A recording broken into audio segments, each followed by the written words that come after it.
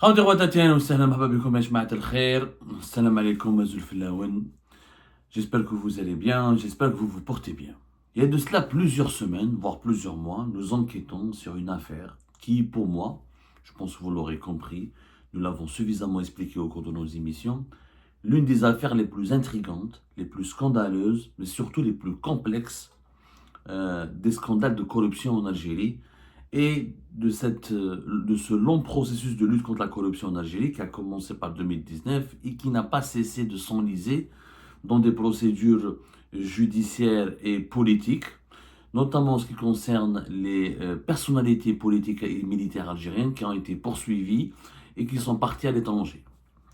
J'ai expliqué à maintes reprises que nous parlons beaucoup des personnalités civiles, notamment des hommes d'affaires et des entrepreneurs qui étaient liés à l'époque, qui étaient liés au régime de Bouteflika et qui ont été déchus et dont la majorité écrasante d'entre eux ont été emprisonnés et ont été incarcérés, ont été jugés dans des procès très médiatisés, mais malheureusement très expéditifs, puisqu'il y a eu davantage un acharnement contre ces personnalités et très peu de révélations détaillées ou de leçons ou d'enseignements très précieux qui ont été tirés sur la mécanique de la corruption et de l'enrichissement illicite. Comme c'est des personnalités civiles qui étaient toutes proches de Saïd Bouteflika, le petit frère de Abdelaziz Bouteflika, l'ancien président de la République, paix à son âme, et ben, on s'est beaucoup acharné sur ces personnalités. Par contre, sur les personnalités militaires, on en parle très très peu. La majorité, pour celles qui ont été arrêtées sur le territoire algérien, ont été jugées par le tribunal militaire de Blida. On connaît les verdicts, on connaît quelques peines, mais on ne connaît pas les détails, les tenants, les aboutissants. Et ils n'ont jamais fait l'objet d'un acharnement médiatique ou d'une campagne médiatique pour faire connaître leurs torts. Par contre, les personnalités militaires ou les personnalités civiles liées à des hauts gradés de l'institution militaire qui ont fui l'Algérie, eh bien, personne n'en parle. Ils font l'objet d'un blackout médiatique total. Aucune information ne parvient à l'opinion publique. Algérie Pâle, par exemple, est le seul à parler de certains généraux corrompus, comme par exemple Ghali Belkcel, qui est en fuite à l'étranger depuis 2019 et qui a constitué une fortune colossale, que ce soit en Espagne, en France, ou là même dans des paradis fiscaux comme le Vanuatu, ou au Luxembourg, où il réside actuellement, ou une partie à Dubaï. Nous avons été les seuls à en parler, comment le général Belkcel a utilisé ses enfants, des prête-noms, des hommes d'affaires qui étaient associés avec lui, dans des business très florissants pour se constituer une fortune colossale de façon tout à fait mafieuse et illicite. Un autre personnage sur lequel nous enquêtons, c'est le fils du général-major Ahmed Boustela. Mohamed Lamine Boustela. Ahmed Boustela est très connu en Algérie parce que c'est le patron de la gendarmerie algérienne le plus connu peut-être de l'histoire récente de l'Algérie. Ahmed Boustela, je rappelle, fils de Ain Melilla, avant de mourir en 2018, en octobre 2018, à Paris, il est mort à 74 ans, des suites d'une longue maladie. Il a quand même dirigé la gendarmerie algérienne de 2000 à septembre 2015, de juillet 2000 à septembre 2015. Il a été même promu général de corps d'armée et il a eu, comment dirais-je, une très grande carrière à la tête de la gendarmerie algérienne. Il a fait toute sa carrière au sein de la gendarmerie algérienne. Et il était, jusqu'à son départ, l'une des figures emblématiques du régime militaire algérien, ou de la force, ou de l'institution militaire algérienne, en tout cas l'une des figures les plus puissantes du régime, effectivement, du régime militariste et militaire algérien, avec le général Tofir, avec Khalil Nazar, avec Gaïd Salah plus tard, etc. Ghali Belkcel, même Ghali Belkcel n'a jamais été aussi puissant qu'Ahmed Boustela à son époque. Nous parlons de Mohamed Lamine Boustela, pourquoi? Parce que visiblement, tout ce que nous avons pu découvrir, ce que nous avons pu démontrer au cours de nos investigations, et on s'intéresse à M. Ahmed Boustela et à ses enfants depuis 2017. Les premiers articles d'Algérie datent encore une fois de 2017, où nous avons démontré qu'ils étaient à la tête d'un empire de plusieurs biens, de plusieurs sociétés, dans les services, dans l'immobilier, dans l'importation et dans l'importation, comment on appelle ça, dans tout ce qui est transit et gestion des marchandises, les ports secs, un peu des ports secs et la gestion des conteneurs importés depuis l'étranger. Et ce se constitue une véritable fortune. Et le fils Mohamed Lamine Boustela, le fils d'Ahmed Boustela, est devenu l'un des hommes d'affaires les plus fortunés de l'Algérie entre 2015, 2010, 2000 et 2018. Il a quitté l'Algérie définitivement en 2018 à la mort de son père. Et il avait, selon nos investigations, c'est ce qu'on a dit la dernière fois lors de la dernière émission que nous avons consacrée, le 3 décembre 2024, il est à la tête d'une fortune que nous estimons au bas mot à 500 millions d'euros. Ce qui est énorme pour quelqu'un dont le seul mérite est, comme on l'a dit dans notre dernière émission, profession milliardaire en Espagne, en Suisse et en France, métier fils d'un général-major en Algérie. Pourquoi nous enquêtons sur Mohamed Lamine Boustela? Nous n'avons pas de problème personnel avec Mohamed Lamine Boustela. Encore une fois, moi j'ai des problèmes avec personne. Encore une fois, les gens doivent comprendre que nous, si on s'intéresse aux gens ou à des personnalités, c'est uniquement pour défendre l'intérêt général. C'est-à-dire que nous voulons juste savoir comment est-ce possible, je dis bien comment est-ce possible, qu'un enfant d'un général, le général en Algérie, ça paye limité, même s'il est bien payé par rapport aux fonctionnaires algériens, comment est-ce possible que lorsque ton père est général, qui touche un salaire très, on va dire, très modeste en devises, etc., tu arrives à constituer un empire et à devenir un homme d'affaires très puissant, et devenir un homme d'affaires plus que puissant, à devenir l'une des fortunes les plus importantes du pays en l'espace de 15 ans. Et cette période d'enrichissement correspond exactement à la période du règne de son père à la tête de la gendarmerie algérienne. C'est-à-dire que les fils d'eux, ce qu'on appelle nous les fils d'eux dans la terminologie journalistique, c'est-à-dire les fils des dirigeants algériens, s'enrichissent de façon concomitante ou parallèlement à la prise de pouvoir, la prise de fonction de leur père. Et c'est ça, c'est ça la corruption. La corruption, c'est quoi? C'est quand des fils des dirigeants algériens, des fois même les filles, même des femmes, utilisent la fonction de leur père, utilisent le nom de leur père, utilisent les privilèges et l'influence de leur père pour constituer une fortune importante ou là pour faire du business et pour faire des opérations qui sont régulièrement illicites parce qu'il s'agit de s'appuyer sur des privilèges illicites. Ils obtiennent des crédits bancaires facilement de certaines banques, ils obtiennent des autorisations beaucoup plus facilement que les autres enfants du peuple algérien auprès des départements et des ministères du gouvernement, et ils arrivent à constituer, à draguer les investisseurs étrangers, s'associer avec eux parce qu'ils sont les fils et les enfants des dirigeants influents, notamment des généraux, et ils facilitent la vie aux investisseurs, aux opérateurs étrangers qui font du business en Algérie, et c'est comme ça qu'ils gagnent de l'argent. Donc il n'y a aucun mérite, non seulement il n'y a aucun mérite, non seulement il y a de l'abus de pouvoir, l'abus de fonction, de trafic d'influence, mais aussi de la corruption, puisque les fils d'eux utilisent encore une fois le prestige et l'influence et les fonctions de leur père pour contraindre les institutions de l'État à leur octroyer des privilèges qui facilitent des crédits bancaires, des autorisations, des certificats ou des licences ou tout ce qui passe par la bureaucratie extrêmement lourde de l'État algérien pour créer des entreprises, remporter des marchés, accéder à des marchés publics ou la réaliser des associations et des co-entreprises avec des investisseurs étrangers pour des affaires très prospères en Algérie. Et ça, c'est de la corruption. Moi, j'ai pas de problème, encore une fois, avec, comment il s'appelle ça? Je n'ai pas de problème particulier avec M. Lamine Boustela. J'ai aucun problème. Je n'ai pas du tout de problème. J'ai juste une volonté de défendre l'intérêt général. Qu'est-ce que c'est que l'intérêt général? Je suis en train d'expliquer des notions basiques. Parce que les gens, malheureusement, aujourd'hui, quand les journalistes en Algérie enquêtent sur telle ou telle personnalité, ils pensent que nous avons un intérêt personnel. Nous n'avons pas d'intérêt personnel. Encore une fois, nous voulons mettre fin au système de la rente et le système des pratiques mafieuses et le système des barons en Algérie. Ça, c'est pas parce que ton père était général, le premier ministre, le président, la chef d'état-major, que tu as le droit d'enfreindre les lois, de t'enrichir beaucoup plus facilement et illicitement par rapport aux autres citoyens algériens, par rapport aux autres Algériens et Algériens, et tu raquettes les entreprises étrangères ou tu te constitues une fortune colossale en un temps record, sans rendre des comptes, sans payer tes impôts et sans ils sont passés par, ils sont respectés la concurrence loyale. Parce que le problème de Lamine Boustela, c'est qu'il a un patrimoine important à l'étranger. On l'a dit dans l'émission, des appartements en France, des biens et des villas et des appartements en Espagne, des comptes en devises en Suisse. c'est une fortune considérable. Et le transfert des devises vers l'étranger, c'est illicite en Algérie. C'est de l'argent qui a été gagné en Algérie, qui n'a pas été déclaré au fisc algérien, qui échappe donc au trésor public. Et avec cet argent, on aurait pu faire des écoles, des cliniques, des hôpitaux. Donc, là, c'est l'intérêt général, c'est-à-dire le bien commun de la société, c'est-à-dire les intérêts de l'État et de notre pays, c'est-à-dire la légalité des chances, la concurrence loyale. Là, on est pour que les gens réussissent.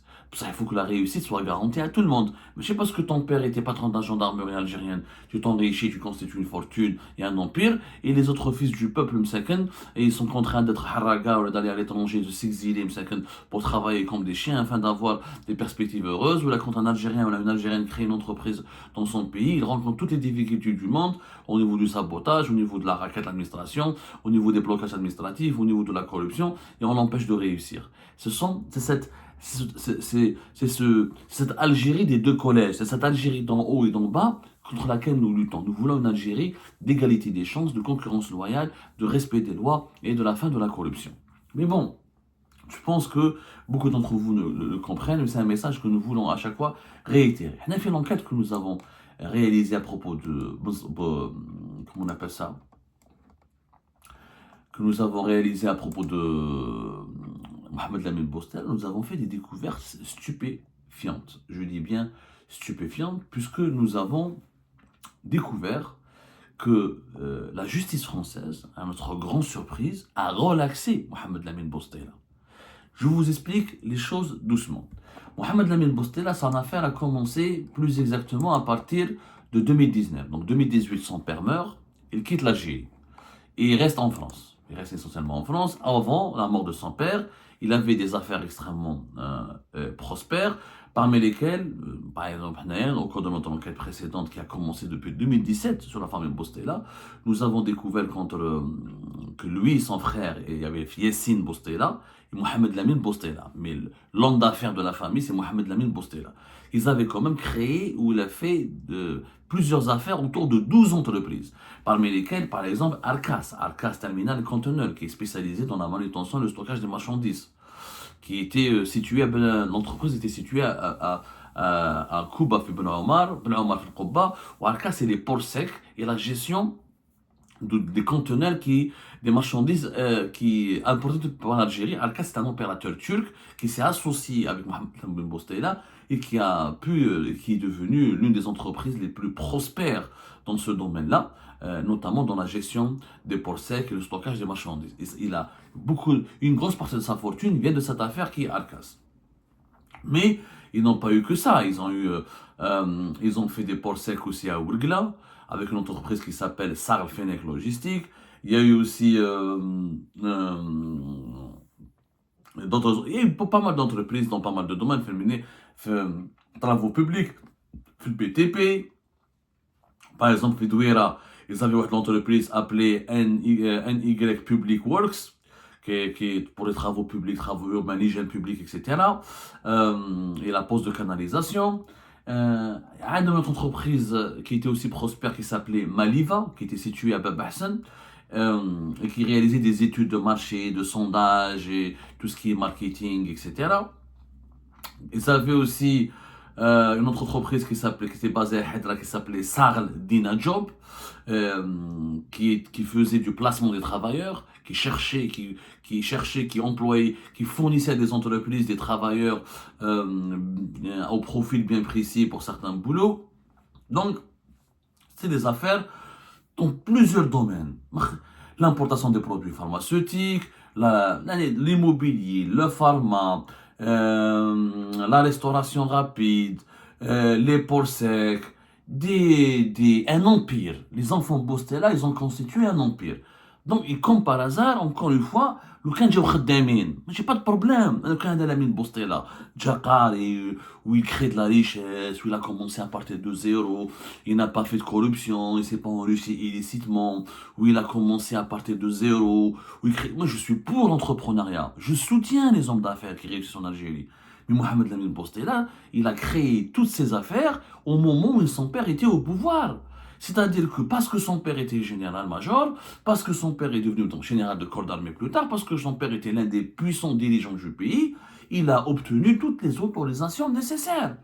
Il a obtenu des crédits bancaires de façon facile, parce que pour financer ces entreprises qui ont été lancées chaque année pendant 15 ans, il faudrait des capitaux. Les capitaux, c'est pas de l'argent, Mohamed Lamine Boustela. Il a fait des crédits, qui lui ont été octroyés parce que c'est un fils de général-major, parce que c'est un fils d'un des patrons du régime du pays. Donc, il n'y a pas eu de la compétence, du mérite ou du génie. C'est du copinage, du favoritisme et de l'enrichissement rapide et illicite, puisque c'est des avantages, c'est des privilèges qui lui ont été octroyés par le fait qu'il est le fils de général-major, par son statut, et c'est comme ça qu'il a constitué une fortune considérable, au plus de 15 ans. Une partie de cette fortune a été transférée à l'étranger. Bien sûr, les fils des généraux algériens, les fils des dirigeants algériens, quand ils sont richistes, ils s'emmerdent, ils s'ennuient en Algérie, ils ne se contentent pas de Hedra et de Moradia, de Club des Pins, etc. Ben, ils veulent avoir des appartements en Espagne, c'est Barcelone, Paris, Ibiza, Malaga, la Côte d'Azur. Donc, il est parti, il a transféré une partie de son argent à l'étranger. Quand le Hirak a commencé, etc., et Gaye Salah avait lancé, sur la pression de la rue algérienne, une purge de lutte contre la corruption, une purge de lutte pour la corruption, pour chasser et pour traquer les fortunes illicites, et bien Mohamed Lamine Boustela s'est retrouvé dans le viseur de la justice algérienne uniquement à partir de 2019, où il y a eu un mandat d'arrêt international qui a été lancé contre lui le 26 août 2019. Je vous donne toutes les dates pour que vous sachiez que nous avons fait une enquête documentée. Ce n'est pas une enquête à charge, c'est une enquête pour comprendre. Voilà, nous voudrions bien sûr rencontrer M. Lamine Boustela, faire une interview avec lui, qui nous explique s'il pense que lui s'est enrichi de façon licite et de façon transparente et qu'il a vraiment travaillé, tout ça c'est grâce à la sueur de son front et que son père, le général-major, le général de corps d'armée, Mohamed Boustela, n'y est pour rien, qui nous explique. En tout cas, premier mandat d'arrêt international a été lancé contre lui le 26 août 2019. Ça a été lancé contre lui par un juge d'instruction de la 7e chambre du tribunal de Sidi Mohamed contre Mohamed Lamine Boustela. Mohamed Lamine Boustela, je rappelle qu'il est né le 19 juin 1975. Donc c'est quelqu'un qui est très jeune, qui est encore jeune. Il était né à Le Bière. Il vivait jusqu'en 2018 en Algérie, à Hedra, dans une résidence à Hedra. Donc il fuit, il reste en France. Et là, les autorités françaises ont reçu le dossier judiciaire de la part des autorités algériennes dans le cadre d'une commission rogatoire, on appelle ça. La justice algérienne envoie à la justice française sur la base de plusieurs accords de coopération, d'extradition et de coopération judiciaire en matière de lutte contre le blanchiment d'argent, la corruption, les crimes économiques et les crimes financiers. Et le mandat d'arrêt international lancé par le tribunal de Sidi Mohamed le 26, encore une fois, août 2019, a été communiqué aux autorités françaises. Les autorités françaises procèdent le plus normalement du monde, comme le dicte la loi, la morale et tout, à l'arrestation de M. Mohamed Lamine Boustela, qui a été arrêté le 28 octobre 2020. Mohamed Lamine Boustela n'a pas de nationalité, aucune nationalité étrangère. Il n'a qu'une nationalité algérienne. Il a été arrêté le 28 octobre 2020 et la France applique le plus normalement du monde aussi, parce qu'il y avait, quand le mandat d'arrêt international a été enregistré par Interpol, donc sur la base d'une notice rouge Interpol, d'une demande d'Interpol, la police française procède à l'arrestation du fils du général-major Ahmed Boustela, du général de corps d'armée, Ahmed Boustela, et il a été arrêté le 28 octobre 2020, il a été placé sous contrôle judiciaire le 29 octobre 2020. Et la France devait le juger. Dans une émission précédente, on vous a raconté un peu cette histoire, on vous a expliqué que Boustela fait l'objet aussi, en parallèle de cette procédure judiciaire, qu'à partir de 2024, c'était le 4 novembre 2024, qu'à partir de 2024, Mohamed Lamine Boustela a fait l'objet d'une OQTF, d'une obligation de quitter le territoire français, que la France a cherché à l'expulser alors qu'il était placé sous contrôle judiciaire, depuis octobre 2020. Et bien nous avons approfondi notre enquête et nous avons découvert à notre grande surprise que Mohamed Lamine Boustela a été jugé discrètement à Paris. Entre octobre, il n'est plus sous contrôle judiciaire depuis janvier 2022, puisqu'après avoir été placé sous contrôle judiciaire fin octobre 2020, le 5 janvier 2022, le tribunal judiciaire de Paris a refusé, je dis bien a refusé, d'extrader la demande d'extradition des autorités algériennes concernant Mohamed Lamine Boustela. Mohamed Lamine Boustela a été en quelque sorte relaxé par le tribunal judiciaire de Paris qui a refusé de l'extrader, qui a refusé la demande d'extradition de l'Algérie. La France a refusé, la justice française a officiellement refusé de remettre à l'Algérie Mohamed Lamine Boustela le 5 janvier 2022, en se basant sur les arguments politiques de protection des droits de l'homme qui ont été fournis par ses avocats. Donc vous imaginez, ce qui est ironique, Mohamed Lamine Bostela, dont le père, Ahmed Bostela, qui était impliqué quand même dans pas mal de dérives, dans pas mal d'atteintes aux droits de l'homme, dans pas mal d'actes de torture. Les dérives de la gendarmerie algérienne à l'époque d'Ahmed Lamine Bostela, notamment les événements de Kabylie de 2001, rappelez-vous, le printemps noir de Kabylie, dont même jusqu'à même 2015, et malheureusement, heureusement, je dis bien tous les gendarmes algériens ne sont pas des tortionnaires. Encore une fois, je ne suis pas en train de généraliser. Il n'y a pas que des tortionnaires au sein de la gendarmerie algérienne. Moi, j'ai connu des gendarmes extrêmement patriotiques, que je salue d'ailleurs. Je salue tous les gendarmes algériens. Je ne veux pas faire d'amalgame. Mais voilà, certains d'autres gendarmes qui sont une minorité, malheureusement, ont obéi à des ordres extrêmement inhumains et des ordres scandaleux. Lors du printemps berbère, par exemple, du 18 avril au 14 juin, tout a commencé par une bavure qui a eu lieu dans une brigade de la gendarmerie. Rappelez-vous, je ne vais pas refaire l'histoire quand même. Massini Saguermeh, qui était âgé de 18 ans, a été assassiné par une rafale d'armes automatiques tirée par un gendarme dans les brigades de la gendarmerie de Bnidouela. La Kabylie se souvient très très bien parce qu'il y a eu au moins 130 morts lors des manifestations qui ont suivi pour dénoncer cette bavure de la gendarmerie. Et des bavures, il y en a eu à l'époque d'Ahmed Bostela. Heureusement, encore une fois, je tiens à le dire, tous les gendarmes algériens ne sont pas des tortionnaires. Il y en a qui ont le cœur, qui ont été bien élevés, bien éduqués, qui étaient respectueux des lois et des droits de l'homme. Mais ce qui est surprenant, c'est que le fils d'Ahmed Lamine Bostela, dont le père était l'un des personnes les plus impliquées en termes de violation des droits de l'homme en Algérie, lui a été relaxé, c'est-à-dire que la France a refusé de l'extrader vers l'Algérie pour qu'il soit jugé. Je rappelle que l'Algérie le recherche pour une affaire de corruption. Alors, les accusations dont fait l'objet M. Lamine Bostela, c'est enrichissement illicite, détournement d'argent public. بالعربية نقراها لكم.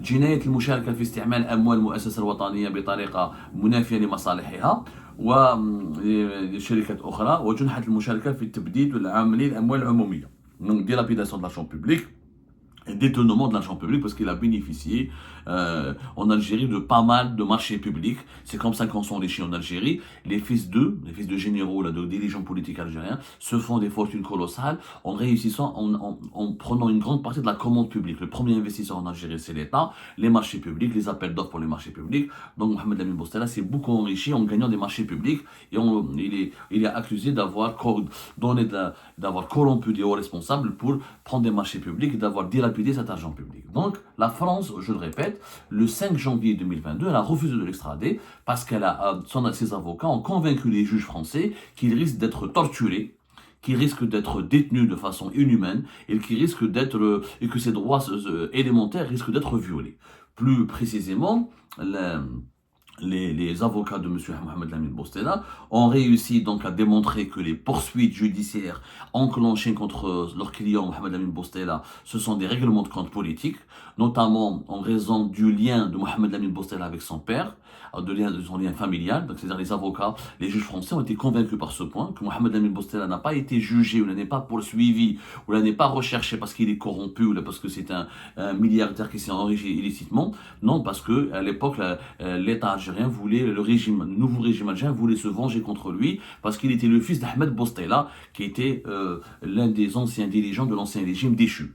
Donc, et aussi Mohamed Lamine Bostela, il a mis en lumière le parcours de son père et que les poursuites ont été enclenchées uniquement après les changements politiques en Algérie et qu'il n'avait pas de problème avec la justice algérienne contre son père avant que son père ne meure.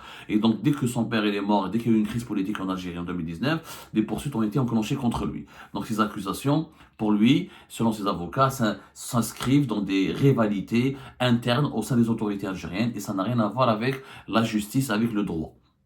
Et aussi, ces avocats, ils ont pu convaincre les juges français qu'il y avait des risques énormes et avérés pour les droits de l'homme. Lamine Bostela pouvait, selon les juges français, risquer des conditions carcérales incompatibles avec les normes internationales.